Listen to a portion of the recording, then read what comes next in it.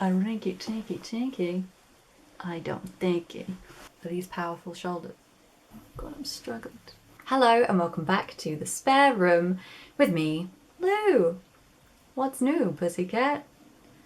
So people love Disney villains, right?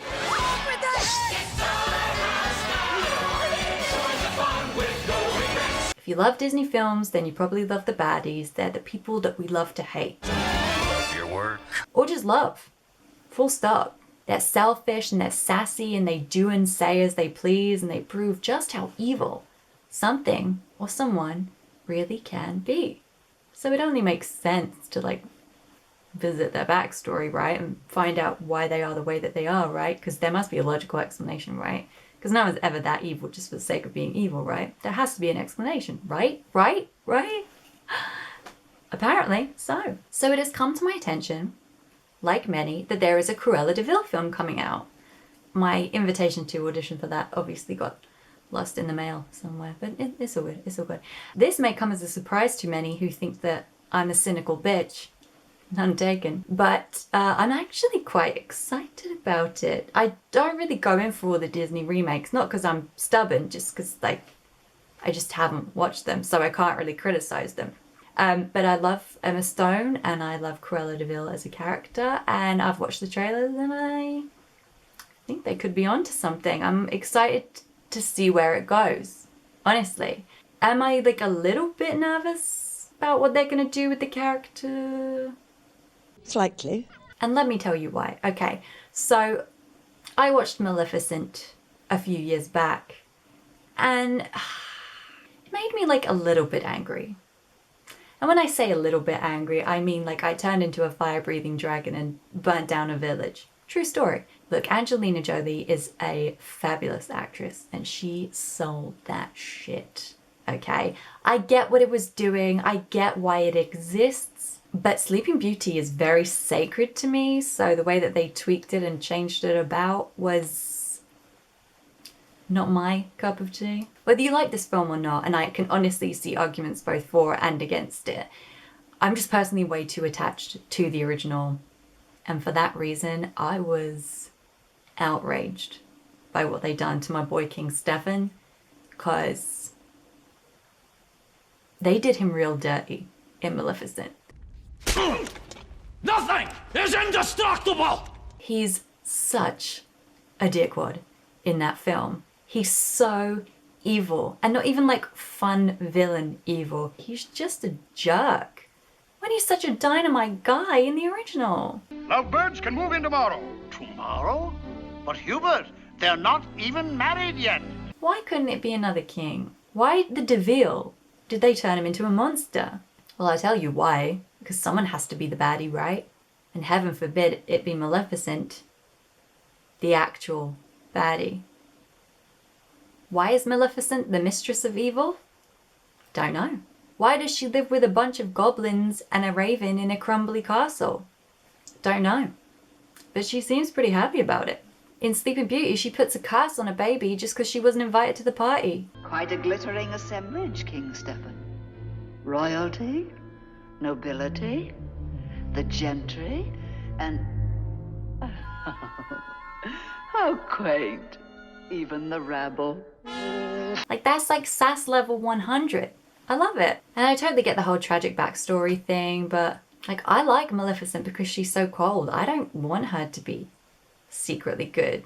I don't have to agree with the words or actions of Lucille Bluth or Cersei Lannister to think that they're awesome. And yeah, we get these little glimpses into their humanity, but overall they're just inexcusable people, but that's what we like about them.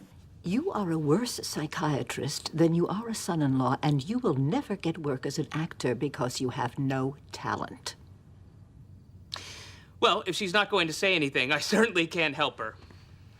And I get that you can't just have these one-dimensional villains who are just evil for the sake of being evil, and that's about as far as it goes, because we think differently now, and you've got to be careful what messages you put out there. So I genuinely am intrigued by how they're going to go about things in Cruella, because I know it's set in the past, you know, in her younger years, but it can't be denied or ignored that in 101 Dalmatians, both animated and live action, there's really no two ways about the fact that she wants to steal puppies and rip their skin off so that she can wear it. I want the job done tonight. Are we gonna do it? Any way you like, poison them, drown them, bash them in the head. You got any chloroform? Well, if we make this coat, it would be as if I were wearing your dog. Woof, woof. And by modern Disney standards, that's like Silence of the Dalmatians. You know, that's pretty intense, considering you can't have Dumbo drinking alcohol anymore. Can we have a titular character that would ultimately end up wanting to skin helpless animals? Can that be like justified or explained somehow? Maybe, because it's a PG-13. Let's see how this plays out. But yeah, it's tricky to navigate the nuances of good and evil in a Disney film, because you're basically asking people to empathize with characters who were previously established as evil. And in doing so, they kind of have to cover themselves and backtrack a little bit and rework the story a little bit so that the characters are less evil and more, you know, misunderstood or sympathetic. And yet with all this tweaking and twisting and reworking of pre-existing evil characters, there's already a Disney baddie whose actions seem somewhat justified to me, to the point where he's often referred to as an anti-hero rather than a villain, because perhaps he's not all that bad. Maybe he's just misunderstood.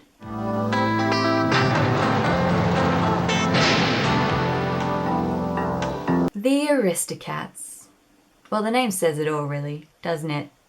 A rich old lady decides to leave her entire fortune to a bunch of cats. Devoted butler overhears this, gets pissed off, tries to get rid of cats. Cats return, butler goes away, everything is hunky-dory. For the cats. And the rich old lady. Let's take a look at this, shall we? One would assume that Edgar Balthazar, the butler, has been working for Madame for quite some time now, because he's familiar with her best friend Georges, he has a good rapport with Frou Frou the horse, and even when Toulouse, the little kitten, is crawling all over him when he's trying to escort them home. Careful, Toulouse. You're making it very difficult for Edgar. He's smiling. In fact, for the first 5 minutes of this film, Edgar smiles quite a lot. He seems quite content in his work. So when does it all change? Or has it been bubbling under the surface the whole time? Well, when Madame's 90-year-old bestie, Georges, rocks up to the house and refuses the convenient elevator as suggested by Edgar, opting instead to take the stairs when the man can barely walk. May I give you a hand, sir? You haven't got an extra foot, have you, Edgar? That always makes me laugh, sir. Yes. Every time. He, of course, uses Edgar for physical support, jumping on him, dragging him around, and nearly killing him in the process. Careful, sir! Oh, please! I'm frightfully sorry, sir. Don't panic, Edgar. Upward and onward. Woof! Am I going too fast for you, Edgar? Oh, please, sir, hold. By the time they reach the top, Edgar arrives at the door, trousers down his ankles, grasping at the last ounce of dignity that he has left. The shit this man must have to put up with. What have I done to deserve this? And we never see any chefs or maids or any staff for that matter floating around the mansion, presumably because Edgar does everything. Who cooks the meals? Who tends to the horses? Who wipes up the paint from the grand piano and the floor after the kittens are done flicking it around? One can only assume Edgar. So yes, if I overheard Madame saying that she was going to leave everything, Stocks and bonds, this mansion, your country chateau, our treasures, jewels, to her cats, when I had just single-handedly helped her batty old friend up the stairs, yeah, I'd probably be a bit pissed too. Cats inherit first, and I come after the cats. And yes, he'd inherit the money and the mansion after the cats died, but he'd be really old, and also, like, he might be dead. How am I gonna get through? And when I was looking this up, because I wanted to double check the synopsis, just to make sure that she was in fact leaving the money to the cats first, because I thought it was that outrageous, I stumbled upon this. Edgar hears this from his own room and believes that he will be dead before he inherits Madame Adelaide's fortune, and so plots to remove the cats from a position of inheritance, clearly not thinking about how he would be essentially in control of the fortune, despite having to take good care of them. Or newsflash, DisneyFandom.com, maybe he doesn't want to take care of them. Maybe he wants his own life. Maybe he wants to move to a desert island, away from Paris altogether. Maybe he wants to live out his dream of being in a band or a quartet or something, because I saw that there's a cello/guitar in his bedroom, okay? Maybe he just wants his own life, away from the mansion, away from the cats, because not everything revolves around cats. And if anyone's thinking, oh, she must hate cats, I don't hate cats. Yeah, I'm more of a dog person, but I don't hate cats. I am allergic to them, so I feel like they punish me just by existing. Maybe that's why I side with the humans in this film. Or rather, the working class humans, because let's not forget the poor milkman whose day gets ruined when he's just trying to do his job.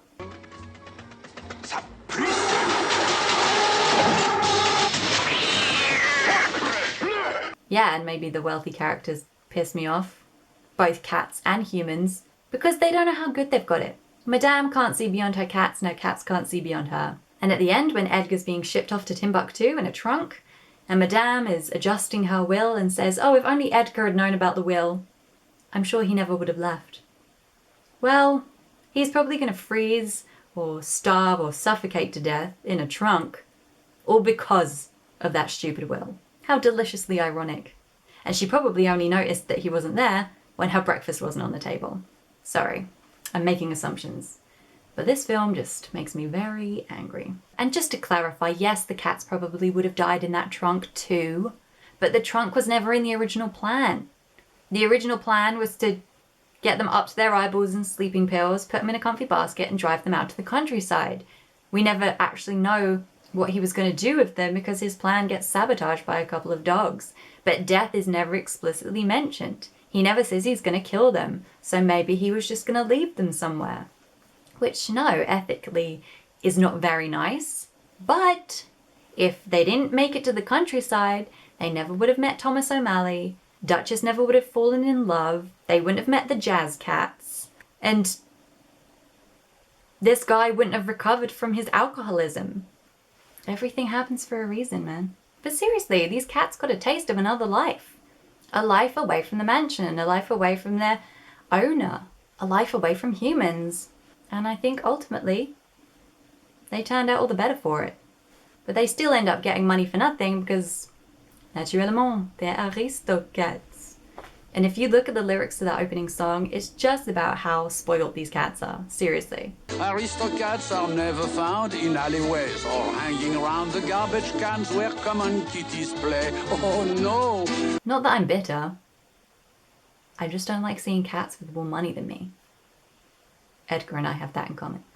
And I'd have to say that I am shocked, nay astounded, that I'm only really putting two and two together that Scat Cat was voiced by Scatman Crothers. Like, I think I knew that, but I don't think I knew that. You know? So last time I watched it, my mind was a little bit blown. I won't lie. Some shine and some don't. Anyway, back to Edgar. Look, I just think he's dealt a really shitty hand in this film. Would I feel differently if he were a gold-digging husband or relative? Yes. Would I feel differently if he were evil from the offset? Yes. But he's not. We get a glimpse at his humanity, and that's why it's complicated. So unlike Cruella de Vil or Maleficent, whose names basically just mean evil, you can't tell me that Edgar is evil. Selfish, yes. Evil, no. And that's why I want to see more about him. What if he's like, he used to be a really lovely butler, like the guy from the Lindsay Lohan Parent Trap? What if he had secret handshakes with all the cats? What if he was best friends with the daddy cat? Because we don't see the daddy cat in the Aristocats. He's not around. What if Edgar and Dad Cat had like this great bond and then Dad Cat abandoned the family for like another lady cat or got run over or something? So now Edgar's left behind with all these memories of his favorite cat in a house without him, you know? Or maybe like a cat bit his good playing hand on his cello guitar and now he can't play anymore because of cats. So he has this resentment deep down for cats and then it starts bubbling up and reaching the surface and the hatred is only acknowledged because of the will. Like, these are all great ideas. Someone should be making note of these. So next time you watch it, just bear that in mind. Just try and watch it from Edgar's perspective and you'll basically realise that he's being shat on. What have I done to deserve this? And look, I'm defending Edgar for comic effect and justice, but mainly comic effect, okay? If this shit happened in real life, I'd have to think some things through, okay? But this is a cartoon. Not that I'm trying to ruin the Aristocats for anyone. I'm just the devil's advocate and I'm dead inside. Anyways, that's enough shat for one day. Thank you for watching. Sorry if you are a cat lover and this deeply offended you, but even more sorry if you're a butler and you're not getting the respect that you deserve. Don't really know how to sign off on this, so here's a few parting questions. A, should I become a lawyer? And B, who's your favourite Disney villain? Hard to narrow it down to one, but mine's probably Jafar. I believe it's me. There you go. Well, I'm going to grab some crackers and dunk them in a bowl of creme de la creme a la Edgar with a nice hot cup of marriage to wash it down. So until the next time, au revoir et merci pour votre temps. I think I biffed that. Sorry to the French, that was bad. Name's Bond. Edgar Bond.